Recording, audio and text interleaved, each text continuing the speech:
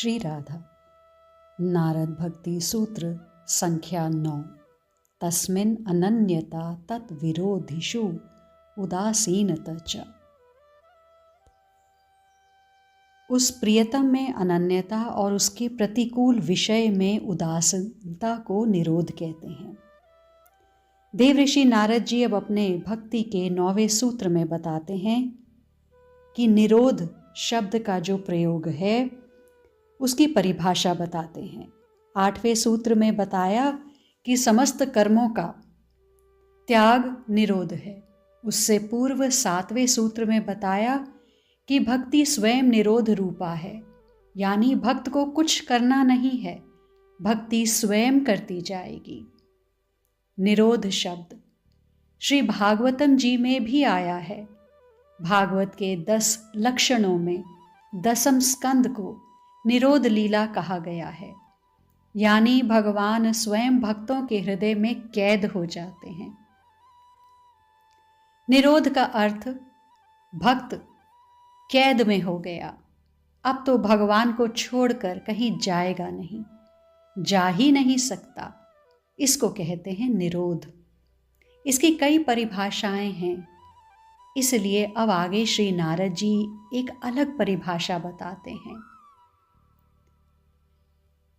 मेरे प्रिया प्रियतम ही हैं सर्वत्र, बाकी और कोई नहीं, कण कण में वही हैं। वो जो कर रहा है वही तो मुझे पसंद है, और जो मुझे पसंद है मेरे प्रिया प्रियतम वही करते हैं। जोई जोई प्यारो करे, सो सोई मोहि भावे, भावे मोहि जोई सोई सोई करे प्यारे। जो वो करते हैं मुझे मंजूर है, तेरी रजा में राजी। ये चांद तारे नक्षत्र आकाश धरती सब प्रियतम ने ही तो बनाए हैं, या कहें वह स्वयं ही बना है तारे चांद नक्षत्र आकाश धरती। क्यों? इसलिए कि मुझे वो देख सके, मैं उसे देख सकूं।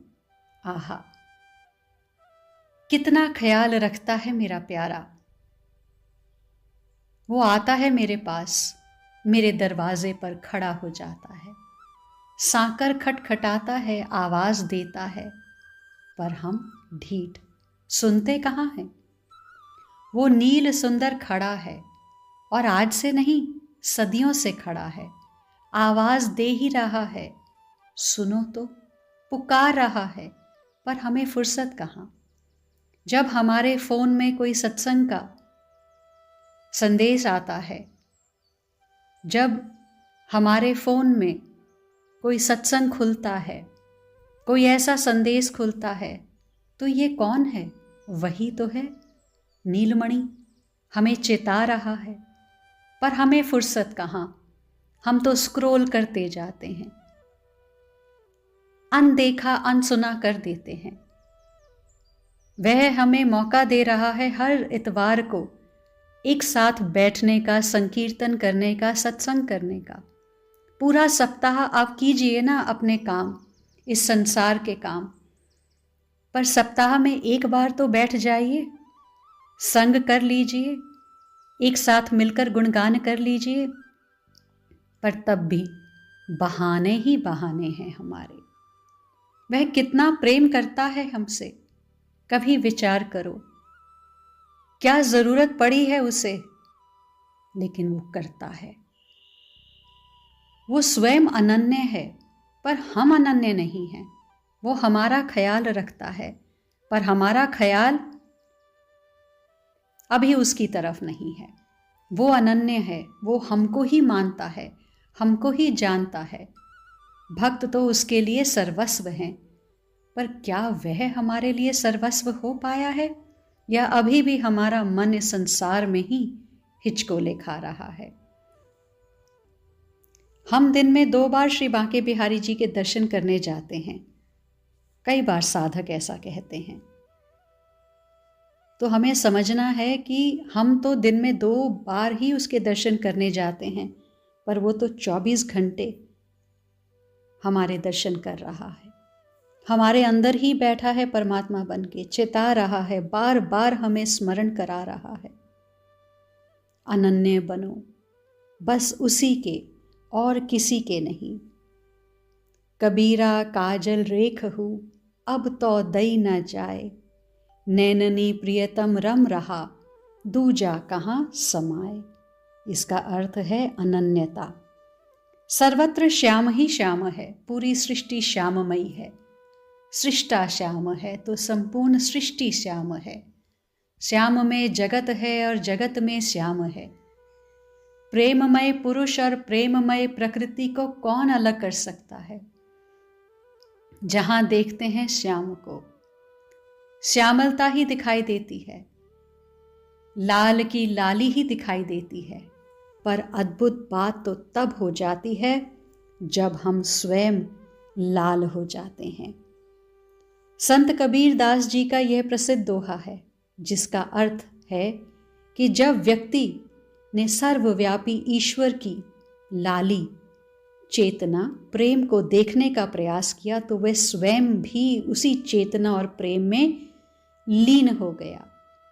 यहाँ लाल का तात्पर्य ईश्वर से है और लाली का अर्थ ईश्वर की सुंदरता, प्रेम या चेतना है, जिसे देखकर साधक भी उस अवस्था में पहुंच गया। लाली मेरे लाल की, यानी मेरे प्रियतम की सुंदरता मेरे लाल यानी ईश्वर के भीतर है। जित देखूं तित लाल, मैं जिधर भी देखूं वही सुंदरता, वही मेरे प्रियतम का ही रूप दिखाई देता है। लाली देखन मैं गई, मैं भी हो गई लाल। जब मैं इस सुंदरता को देखने या अनुभव करने निकली, तब मुझे उस परम सत्ता का अनुभव हुआ, तो मैं भी उसी चेतना में लीन हो गई और मेरा अहंकार, मोह और वासनाएं समाप्त हो गई।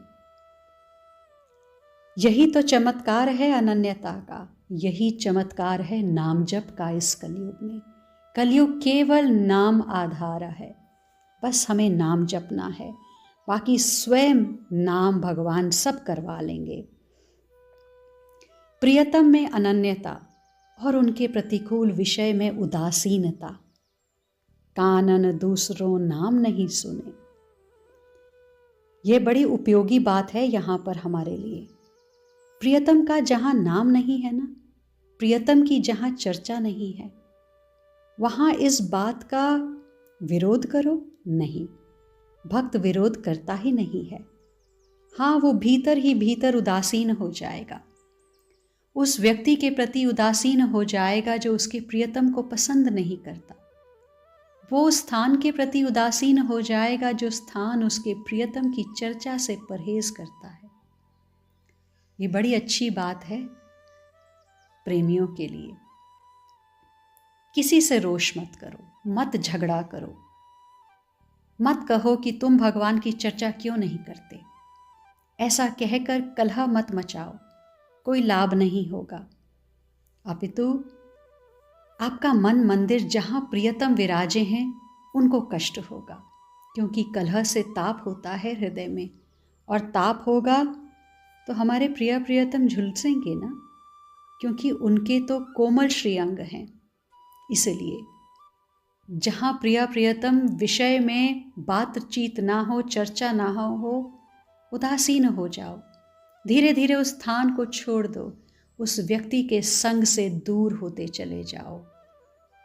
लड़ना झगड़ना नहीं है, बस दूर होना है, और यह भक्ति ही तुम्हें दूर कर देगी उन सब परिकरों से, उन सब लोगों से, उन सब जनों से जो तुम्हारे प्रियतम से प्रेम नहीं करते। दूर हो जाओ, उल्टा सीधा मत बोलो, किसी को प्रति उत्तर मत दो, बस वो स्थान छोड़ दो, बस मुस्कुरा कर स्थान छोड़ दो, धीरे से उनकी संगति छोड़ दो। बस ये ध्यान रखो, प्रियतम से अन्यता और उसके प्रतिकूल विषय में उदासीनता, बस यही करो। जहाँ प्रियतम की चर्चा हो वहाँ बैठ जाओ, श्रवण करो, कीर्तन करो, सेवा करो, नाम जप करो। और जहाँ प्रियतम के विषय में चर्चा ना हो वहाँ उदासीन हो जाओ। बस कहो मत किसी को कुछ भी, कानन दूसरों नाम सुने नहीं, एक ही रंग रंग्यो ये डोरो। धोखे हूँ दूसरों नाम कड़े, रसना मुख बांधी हलाहल बोरो। अनन्यता का दर्शन कीजिए इस सूत्र में। आज के लिए इतना ही। शेष आगे श्री राधा।